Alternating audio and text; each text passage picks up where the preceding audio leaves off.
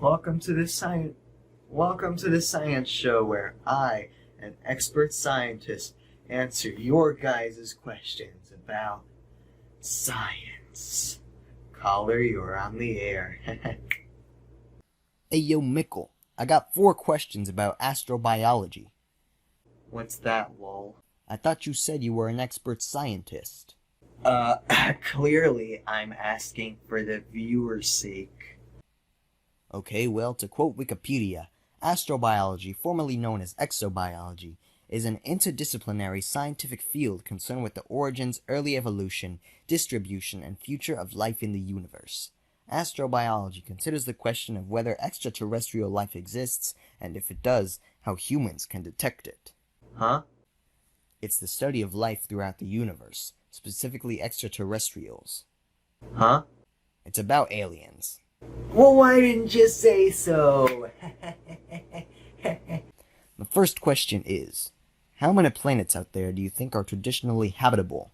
You know, a rocky planet in its star's habitable zone. Okay, well, I'm gonna use my ding-a-ling-a-ling-a-ling phone a friend on that one.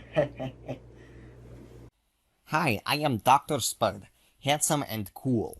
Dr. Spud, handsome and cool. How's it going? Hi, Dr. Spud. My question was, aren't you forgetting something? Hi, Dr. Spud, handsome and cool.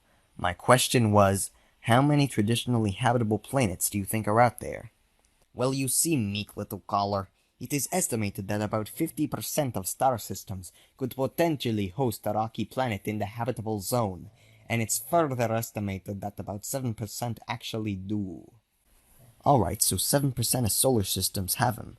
Thank you. I am not finished. It's further estimated that of that 7%, our galaxy holds about 300 million of them. Okay, this is really more than enough info. And it is further estimated that of those 300 million, 4 are within 30 light years of our solar system. Okay, I got it.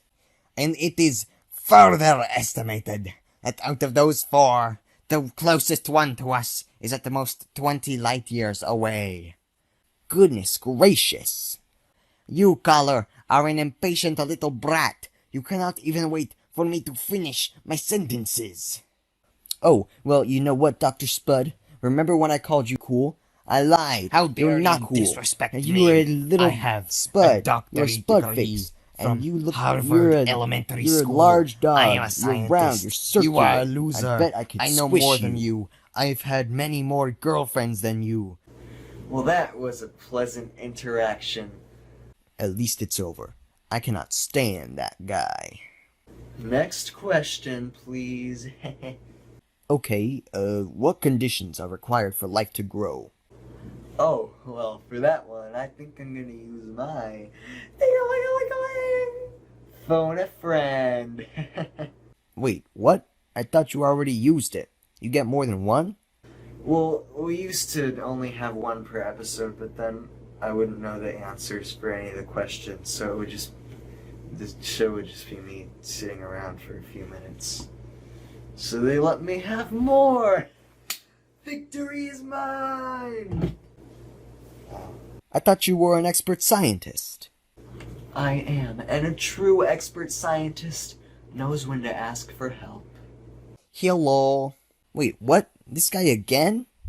Welcome back, Dr. Spud, smart and cool! Wow! Actually, I am now cool and courageous. My apologies, Dr. Spud. You are cool and courageous. Caller, what's your question? What conditions are required for life to grow? Well, my stinky little friend, let us envision the perfect planet for life. This planet will need to have liquid water of some kind, and this requires 2 things. Number 1, the presence of water. You actually do not need that much water, as a little bit goes a long way. And number 2, a temperature allowing water in liquid form to exist. If it is in the habitable zone, then water can exist on the surface. This would be scientifically classified as an epic gamer moment. However, life could exist outside of the habitable zone if water is heated to a liquid inside of the planet, near the hot core. Well, next thing you would need would be some source of energy. This probably would come from your sun, though it could come from the core or another source. You shall also need to make sure that there are no conditions that would make life impossible, such as large amounts of radiation. You will need nitrogen as well. Oxygen isn't necessarily required, but finding it certainly boosts the chances of life's presence by a large amount. It is important to note that we don't currently have the equipment to efficiently search for these properties in other planets, though it is possible to be developed very soon, most likely in the next decade. That's actually some really good information. Thank you. Shut up, color boy! Okay, cool. Well, thanks, Dr. Spud. That was some stiff. Ow, I hurt my leg. Okay, I have 2 more questions, and I will ask you to not use your phone a friend. I will pledge not to. Okay, how different can a planet be from Earth in order to sustain life? I think for that one, I'm gonna use my ding-a-ling-a-ling-a-ling, ding-a-ling-a-ling phone a friend. Oh my god. It is me, Dr. Spud, intelligent and cool. Welcome, Dr. Spud, intelligent and cool. Why is Mickle even here if it's just Dr. Spud answering? Caller, what stupid little question has your tiny brain come up with this time? How different can a planet be from Earth in order to sustain life? Like, how extreme of an environment can some life exist in? I will now answer the question, not because I want to, but because it is my job. There are things on Earth that have been found called extremophiles. They are known to survive in very extreme conditions, such as dry environments, salinity, acidity and alkalinity, high temperature, low temperature, radiation, and pressure in high doses. If a place on Earth has liquid water, it most likely has life. This means that life outside of Earth could be much more likely than we ever thought. Well, thanks, Dr. Spud, intelligent and cool. Caller, how many more questions are there? This is the last one. Oh, thank the Lord. What would an advanced alien civilization look like?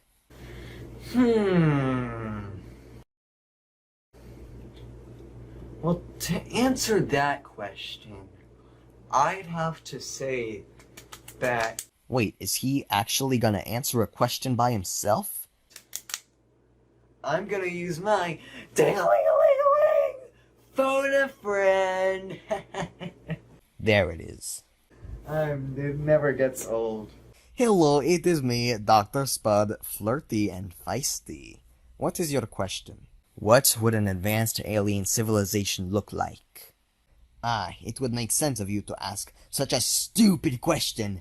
I refuse to answer due to the fact that I have dignity. Hey, Dr. Spud, flirty and feisty. What would an alien civilization look like? Excellent question. Have you heard of the Kardashev scale?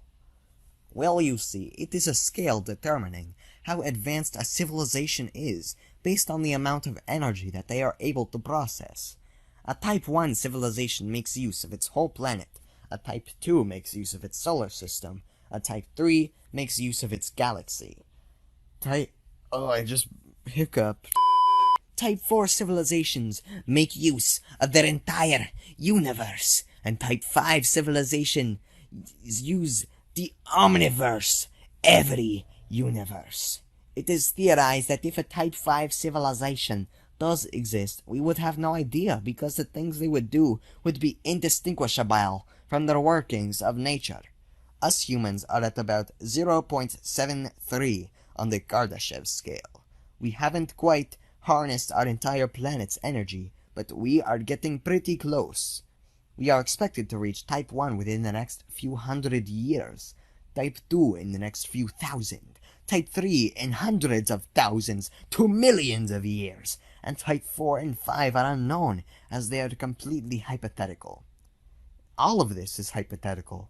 It would have to be assuming our nations drop our petty conflicts so we can advance as a species. That's certainly something to think about, but you didn't answer my question. What would a civilization like that even look like? It is impossible to comprehend. Imagine you took the smartest cave person ever and tried to explain modern society to them. They would simply not understand it. Wow. Mind blown.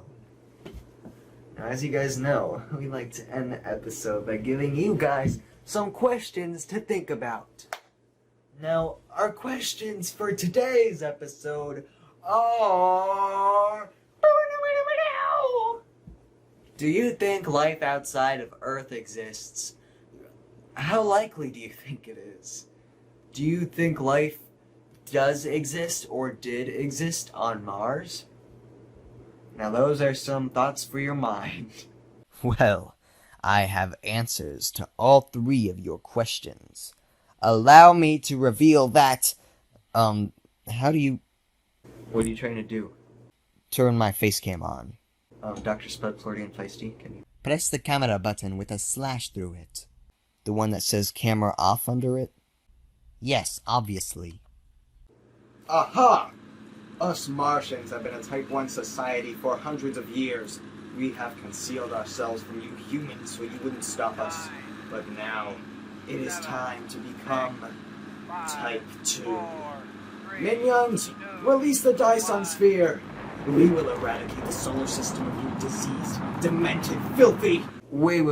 If you're an advanced alien, why are you calling on this show?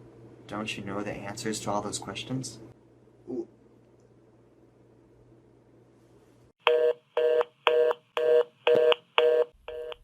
Hey, is it just me or is it getting kind of dark outside?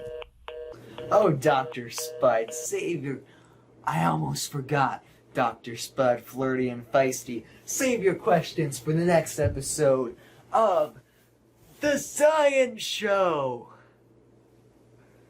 Thumbs up.